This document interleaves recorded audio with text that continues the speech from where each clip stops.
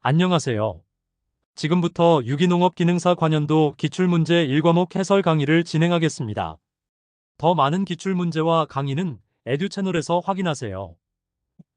첫 번째 문제는 일액현상에 관한 문제입니다. 잎의 가장자리에 있는 수공에서 물이 나오는 현상을 고르는 문제입니다. 정답은 1번 일액현상입니다.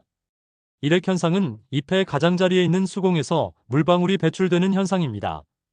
주로 야간이나 새벽에 증산작용이 약할 때 뿌리압에 의해 수분이 과잉 흡수되어 발생합니다. 일비현상은 이슬 맺힘, 증산작용은 기공을 통한 수분 증발, 아포플라스트는 세포벽 경로를 통한 수분 이동을 의미합니다. 두 번째 문제는 냉해의 종류에 관한 문제입니다. 작물이 받는 냉해의 종류가 아닌 것을 고르는 문제입니다. 정답은 1번 생태형 냉해입니다. 냉해의 종류는 지연형 냉해, 출수와 개화 지연, 병해형 냉해, 도열병 등 병 발생, 장애형 냉해, 불임과 등숙 장애가 있습니다. 생태형 냉해라는 용어는 냉해 분류에 사용되지 않습니다. 냉해는 작물 생육 시기와 저온 지속 기간에 따라 피해 양상이 다르게 나타납니다. 세 번째 문제는 장일식물에 관한 문제입니다. 장일식물로만 바르게 나열된 것을 고르는 문제입니다. 정답은 4번 양파, 상추입니다. 장일식물은 일장이 길어질 때 개화하는 식물입니다. 양파와 상추가 대표적입니다. 독고마리는 단일식물, 국화도 단일식물입니다. 들깨와 콩은 단일식물입니다. 시금치는 장일식물이지만 담배는 중일성, 일장 둔감성 식물입니다. 장일식물은 주로 여름에 개화합니다. 네 번째 문제는 수해에 관한 문제입니다. 수해에 대한 설명으로 틀린 것을 고르는 문제입니다. 정답은 3번 벼의 침수 피해는 수인기보다 분월 초기에 심하다입니다. 벼의 침수 피해는 분월 초기보다 수인기, 이삭 형성기에 더 심합니다. 수인기는 생식생장기로 침수에 가장 민감한 시기입니다. 침수에 강한 작물 선택, 수온이 높으면 호흡 증가로 피해 증가, 질소 과다 시 연약 도장으로 관수해 증가는 모두 맞는 설명입니다. 다섯 번째 문제는 토양입단 형성에 관한 문제입니다. 토양입단 형성에 알맞은 방법이 아닌 것을 고르는 문제입니다. 정답은 4번 질산나트륨 시용입니다. 질산나트륨은 나트륨 이온이 토양입단을 분산시켜 토양구조를 파괴합니다. 토양입단 형성에는 유기물 시용, 부식이 교질로 작용, 석회 시용, 칼슘이 입단 형성 촉진, 토양 피복, 침식 방지와 유기물 증가가 효과적입니다. 나트륨은 토양의 분산제로 작용합니다. 여섯 번째 문제는 포장 동화 능력에 관한 문제입니다. 포장 동화 능력을 지배하는 요인으로만 옳게 나열한 것을 고르는 문제입니다. 정답은 2번 총엽 면적, 수확 능률, 평균 동화 능력입니다. 포장 동화 능력은 총엽 면적 곱하기 수확 능률 곱하기 평균 동화 능력입니다. 총엽 면적은 광합성 면적, 수확 능률은 빛 이용 효율, 평균 동화 능력은 단위 연면적당 광합성 능력을 의미합니다. 이 세 요인이 포장 전체의 광합성 생산력을 결정합니다. 작물 재배 시 이들을 최적화하는 것이 수량 증대의 핵심입니다. 일곱 번째 문제는 지력 향상에 관한 문제입니다. 지력을 향상시키는 방법이 아닌 것을 고르는 문제입니다. 정답은 2번 단립구조를 만든다입니다. 지력 향상을 위해서는 단립구조가 아닌 입단구조를 만들어야 합니다. 입단구조는 토양 입자들이 뭉쳐진 구조로 통기성, 배수성, 보수성이 우수합니다. 토심 깊게, pH 중성화, 사양토에서 식양토로 개량은 모두 지력 향상 방법입니다.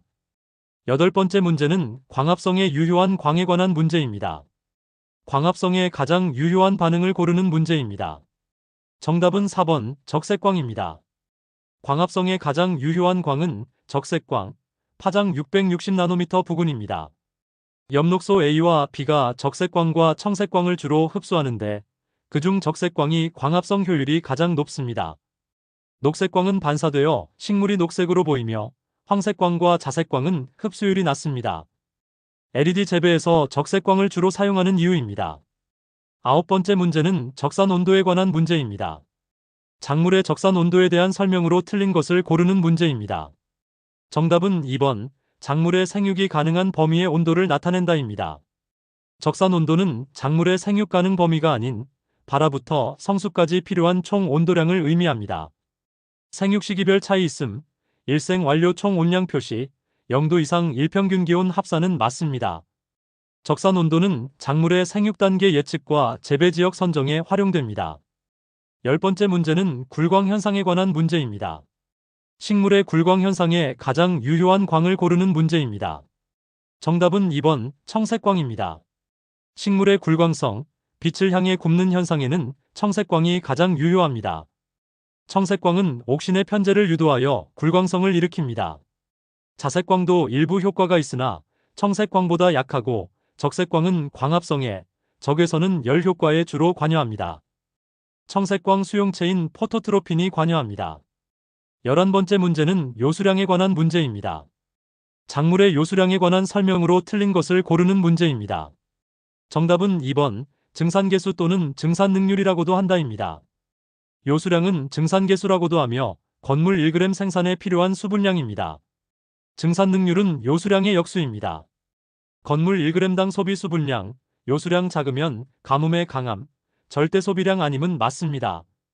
요수량은 작물 종류, 환경 조건에 따라 다르며 C4 식물이 C3 식물보다 작습니다. 12번째 문제는 작물 수량 증가 조건에 관한 문제입니다. 작물 수량을 증가시키는 3대 조건이 아닌 것을 고르는 문제입니다. 정답은 4번 상품성이 우수한 작물 선택입니다. 작물 수량 증가의 3대 조건은 유전성 좋은 품종, 알맞은 재배 환경, 적합한 재배 기술입니다. 상품성은 시장 가치와 관련된 것으로 수량 증가의 직접적 조건이 아닙니다. 수량은 유전적 잠재력, 품종, 환경, 토양과 기후, 재배 기술, 관리의 상호작용으로 결정됩니다. 13번째 문제는 뿌리의 수분 흡수에 관한 문제입니다. 뿌리에서 가장 왕성하게 수분 흡수가 일어나는 부위를 고르는 문제입니다. 정답은 1번 근모부입니다. 뿌리의 수분 흡수는 근모부, 뿌리털 부위에서 가장 왕성합니다. 근모는 표면적을 크게 증가시켜 흡수 효율을 높입니다. 뿌리 골무는 보호 기능, 생장점은 세포 분열, 신장부는 세포 신장이 주 기능입니다. 근모부는 표피세포가 돌출된 구조로 토양과 밀착되어 있습니다. 14번째 문제는 탄산 시비에 관한 문제입니다. 탄산 시비의 목적으로 가장 적합한 것을 고르는 문제입니다. 정답은 3번 광합성의 증대입니다. 탄산 시비는 CO2를 공급하여 광합성을 증대시키는 것이 목적입니다. 시설 재배에서 밀폐 시 CO2 농도가 부족해지므로 인위적으로 공급합니다. 호흡 증대는 불필요, 증산 증대는 부차적 효과, 비료 흡수는 직접 관련 없습니다. 광합성 증대로 수량과 품질이 향상됩니다. 15번째 문제는 필수 양분에 관한 문제입니다. 식물의 필수 양분 중 미량원소가 아닌 것을 고르는 문제입니다. 정답은 3번 N입니다. 질소는 다량원소입니다. 미량원소는 Fe, 철, B, 붕소, Cl, 염소 외에 망간, 아연, 구리, 몰리브덴, 니켈이 있습니다. 다량원소는 질소, 인, 칼륨, 칼슘, 마그네슘, 황입니다.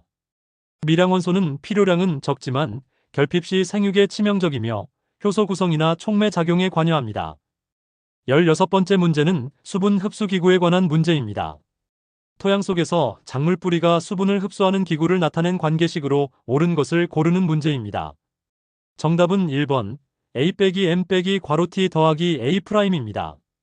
뿌리의 수분 흡수력은 세포 삼투압 팽합 토양 수분 보유력 토양 용액 삼투압입니다.